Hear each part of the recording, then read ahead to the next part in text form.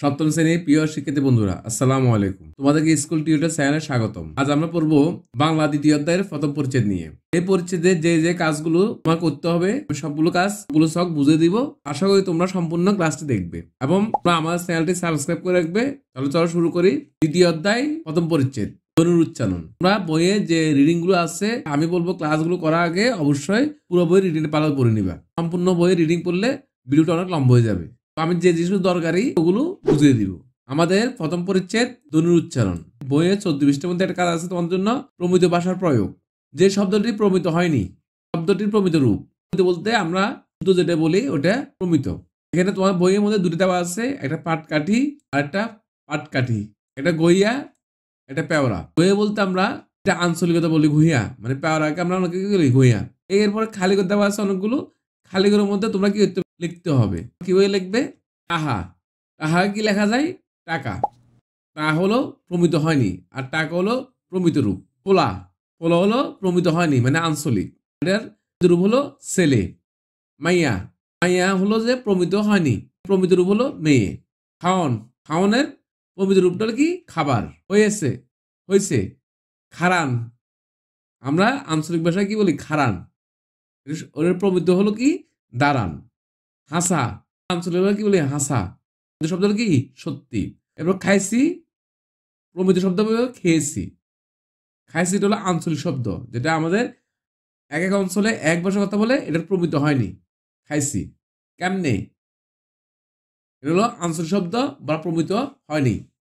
প্রমিত হবে কি হবে? কেমনে প্রমিত? কিভাবে? জানছি, এটা হলো আঞ্চলিক শব্দ, তাও কি প্রমিত হয়নি। এটা হবে কি? জেনেছি। এটা তোমাদের বইয়ের 15 পৃষ্ঠার কাজ ছিল। শখটা 15 পৃষ্ঠার মধ্যে আছে তোমার বইয়ের। 15 পৃষ্ঠার মধ্যে তোমরা এখানে দেখে লিখে নিবে। আরেকটা কাজ আছে, দেখো তোমাদের শব্দ খুঁজি নামে।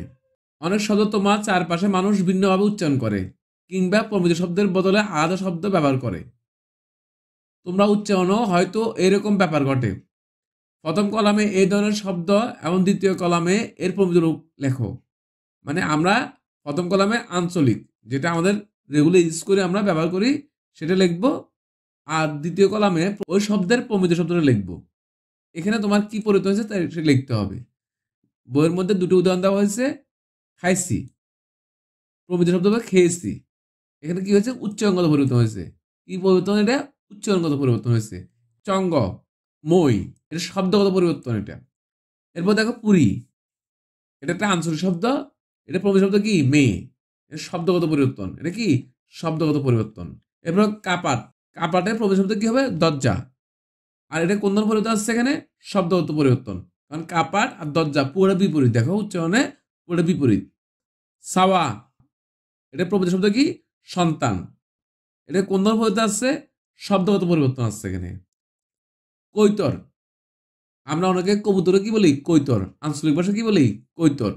আর কৈতরের প্রমিত শব্দ কি হবে? কবুতর। এটা কোন ধরনের পরিবর্তন? শব্দগত পরিবর্তন এটা। শশা, আর শশার প্রমিত শব্দ কি হবে? শশা। এটা কি উচ্চারণগত? উচ্চারণগত পরিবর্তন। দেখো এখানে কিন্তু শব্দটা উচ্চারণ দিকে ভিন্নতা হচ্ছে একটু। শশা, শশা। বাইগত, বাইগত হলো যে বেগুনের আঞ্চলিক শব্দ। আমাদের কোন কোন অঞ্চলে বেগুনকে কি বলে? বাইগত। আর বাইগতের প্রমিত শব্দ কি? বেগুন। এটা কোন ধরনের পরিবর্তন? উচ্চারণগত পরিবর্তন এটার।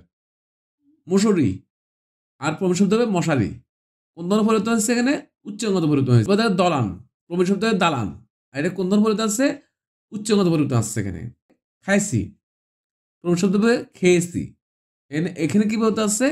তাও কি? উচ্চারণগত পরিবর্তন আসছে এখানে। করছি, করেছি, উচ্চারণগত পরিবর্তন। বাগুন, এটা কি? বেগুন। তুমি দেখো এখানে বাগুনের আমরা এর আগে একটু বলছি বেগুনের আরেকটা আঞ্চলিক শব্দ ভাইগত। এখানে আছে বাগুন। বাগুনকে কোথাও কোথাও ভাইগত বলে, কোথাও কোথাও কি? বাগুন বলে। কিন্তু এটা প্রমিত শব্দ কি হবে? বেগুন। এটা ধ্বনিগত পরিবর্তন। এটা কি? ধ্বনিগত পরিবর্তন আসছে এখানে। এটা ছিল তোমাদের মূল বইয়ের 15 পৃষ্ঠায় যে ছকটা আছে, ওই ছকের কাজ।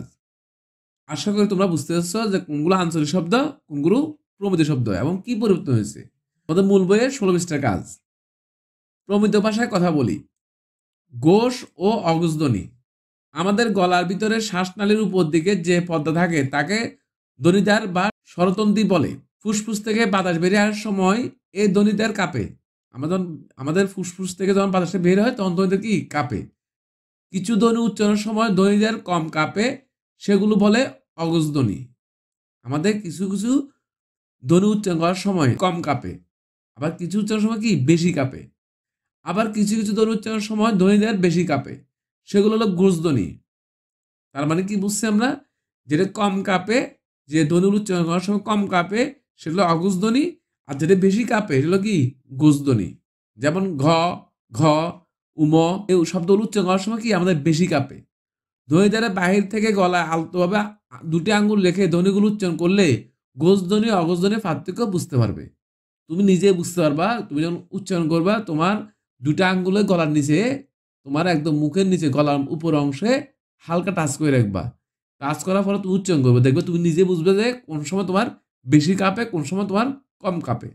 আমরা কি বুঝলাম, যদি উচ্চারণ করার সময় কম কাঁপে তাহলে অগজ ধ্বনি, আর যে বর্ণ উচ্চারণ করার সময় আমাদের কি বেশি কাঁপে সেটা গোজ ধ্বনি। মূল বই থেকে আলাদা করে দিলাম শিশু বুঝার জন্য যে কোনগুলো গোজ ধ্বনি কোনগুলো অগজ ধ্বনি। এটা হচ্ছে তোমাদের মূল বইয়ের 16 পৃষ্ঠার কাজ। বইয়ের 19 পৃষ্ঠায় আরেকটা কাজ দেওয়া হচ্ছে তোমাকে, আরেকটা ছক আছে তোমাদের। এটা আমরা উচ্চারণ ঠিক করি। উচ্চারণ সময়ে অঞ্চল ভেদে গোজ ধ্বনি অগজ ধ্বনি পরিণত হতে পারে, কিংবা অগজ ধ্বনি গোজ ধ্বনিতে পরিণত হতে পারে। আমরা যখন আঞ্চলিক ভাষায় কথা বলি তখন আমাদের কি এই যে উচ্চারণ ভেদ করে আমরা কি হয় গোজ ধ্বনি অগজ ধ্বনি কি হয় একটা পরিবর্তন হয়ে যায়।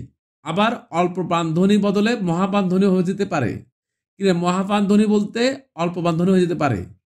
ষষ্ঠতে তোমরা শিখেছ বাতাস কম বেশির কারণে ধ্বনি অল্পবান বা মহাপান হয়। এটা বলতে বোঝাচ্ছে আমাদের যখন কথা বলি আমাদের যে বাতাস বের হয়, অনেক সময় কিছু শব্দের সাথে বাতাস কম বের হয়, কিছু কি বেশি বের হয়। যেটা অল্প বের হয় সেটা কি অল্প পান, আর যেটা বাতাস বেশি বের হয় এটা কি মহাপান। যেমন ক, ঘ, স, বর্গজ, ট, ঠ, ত, দ, প, ব এগুলো কি অল্প পান, উচ্চারণ করার সময় কম সময় লাগে। তুমি দেখো একটু ক উচ্চারণের সময় কি লাগে কম সময় লাগে, খ একটু উচ্চারণ সময় কি বেশি ধ্বনি লাগে, বাতাস বেশি লাগে। তুমি নিজে নিজে একটু উচ্চারণ করলে একটু জোরে তুমি নিজে বুঝতে পারবা যে কোনটাতে কম বাতাস লাগে, কোনটাতে কি কম বেশি বাতাস লাগে। যেটা কম বাতাস লাগে সেটা কি অল্প পান, আর যেটা বেশি বাতাস লাগবে সেটা কি মহাপান। নিচে ছকে ছিন্নমুকুল কবিতা থেকে কিছু শব্দ দেওয়া হয়েছে। তোমাদের বইয়ের মধ্যে একটা কবিতা আছে ছিন্নমুকুল, অবশ্যই সবাই তোমার বই কবিতাটা কয়েকবার পড়ে নিবা। আমি বলবো 10 লাইন মুখস্থ করে নিবা। সে শব্দ নিয়ে উচ্চারণের গোষ অঘোষ কিংবা অল্প বা মহাপান পার্থক্য করতে পারে, সেগুলো লাল হরফে দেখানো হলো। তোমার বইয়ের মধ্যে লাল দাগ দিয়ে দেখা দেওয়া হয়েছে। দেখো এখানে ব দিয়ে বর মধ্যে কি আছে একটা লাল একটা দাগ দেওয়া আছে বইয়ের মধ্যে। উচ্চারণ ঠিক হয় তুমি এই যে এখানে ডান কলমে কি দিবা একটা টিক দিবা। দেখো এখানে শব্দ অঞ্চলভেদে বর্ণটির উচ্চারণ যা হতে পারে, বর্ণটির প্রমিত উচ্চারণ যা হবে। এখানে কোন ধরনের পরিবর্তন হয়েছে উচ্চারণ হলে তোমার এটা দিবা, তুমি নিজে উচ্চারণ করবা। যদি বইয়ের সাথে তোমার মিলে তা তুমি টিক দিবা, আর না হলে তুমি কি টিক দিও না। দেখো এখানে সবচেয়ে অঞ্চলভেদে বর্ণটির উচ্চারণ হতে পারে ফ। তুমি উচ্চারণ তোমার উচ্চারণ সবচেয়ে বলো তাহলে কি তোমার এটা শুদ্ধ আছে, এখানে একটা টিক দিয়ে দিবা। এরপর দেখো পিরি, পিরির মধ্যে এই পটা দুরকম উচ্চারণ, ফ ফ। যদি ফ মতো উচ্চারণ করো মানে শক্ত করে উচ্চারণ করো তখন আমার আঞ্চল ভেদে ফ হতে পারে, সঠিকভাবে উচ্চারণ করো তা প্রমিত হবে ফ। অল্প বান্ধনী মহাপান্ধনী হয়েছে, তাহলে এখানে একটা টিক দিবা। এরপর উচ্চারণটা দেখো ছোট ঠ আর ট, যদি আমাদের আঞ্চলিক ভেদে ঠ হয় কিন্তু প্রমিত হবে ট। যদি ট আর উচ্চারণ হয় তাহলে কি হবে অগজধ্বনি গোজধ্বনি হয়েছে, অগজধ্বনি গোজধ্বনি হয়েছে, এখানে টিক দিবা। পেতে ফ ফ, ফ উচ্চারণ করে কেউ আঞ্চলিক ভাবে কি হয় ফ বলে, তাহলে আমার কি হবে অল্প বান্ধনী মহাবান্ধনী হয়েছে। ভাতের মধ্যে দেখো অনেকে আমরা ভাত বলি অনেকে ভাত বলি, এখানে আঞ্চলিক ভাবে কি আমরা কি বলি আঞ্চলিক ভাষায় ভাত, আর প্রমিত হবে ভাত। তাহলে কি বলতে হয়েছে এখানে মহাবান্ধনী অল্প বান্ধনী হয়েছে। বাইরের মধ্যে দেখো আঞ্চলিক ভাষায় কি আসে উচ্চারণটা ভ, কি বলতে হয়েছে এখানে অল্প বান্ধনী মহাপান ধ্বনি হয়েছে।